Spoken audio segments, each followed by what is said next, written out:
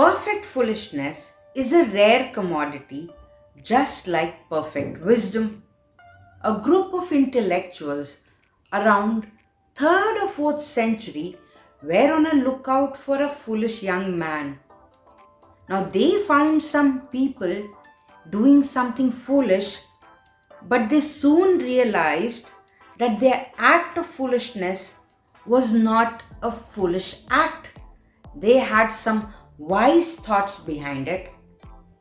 That's when they came upon a man who was cutting a branch of a tree, the very branch that he was sitting on. They tried to warn the boy, but the boy was confident that he knew what he was doing. And he had been doing this for a very long time. Bam! He fell down. This was the man those scholars were looking for. They caught hold of this young man and told him their grand plan. How he would become rich and live a luxurious life. The only thing he had to do was keep quiet. Now, what was their plan and for whom it was? It was for the Princess Vidyotama. Why? Princess Vidyotama was a very intelligent woman. Now she wanted a husband who was equally wise and intelligent. All the scholars who came were defeated by her wit. Now she was very proud of her knowledge and wisdom. Now this group of intellectuals, scholars, were really very angry. They wanted to get back.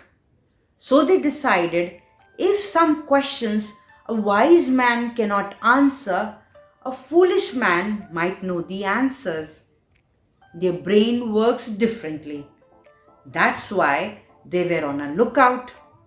Finally, they presented this young man to the court and told the princess that this man is on Maunvrat. He would not talk as he has promised himself to be silent for a while. Princess understood and she agreed to ask questions in signals. She showed the man one index finger. The young man thought she meant that I would poke one of your eyes. So he quickly showed 2 fingers. That meant I would poke both your eyes. But what the princess meant was, there was no one greater than the God. He was one and only. But when the young man showed 2 fingers, the princess thought, oh my God, this young man is really intelligent.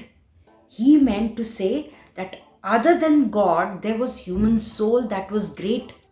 So she went on to ask the next question. She showed her 5 fingers, which the young man thought was a slap. Angrily, he showed her the fist. Now the princess thought something else. What she meant by 5 fingers was 5 senses. And she thought the fist meant controlling those 5 senses is the path towards greatness. She thought this young man was really knowledgeable. She agreed to marry him. On the night after they got married, she started to have a conversation with him. She wanted to have knowledgeable conversation with her husband. But the minute this young man opened his mouth, she realized he was a foolish young man. Angrily, she threw him out of the palace. Hurt, insulted, dejected, this young man walked and walked, thinking what went wrong. That's when he came upon a temple of Kali. He was a devotee of Goddess Kali.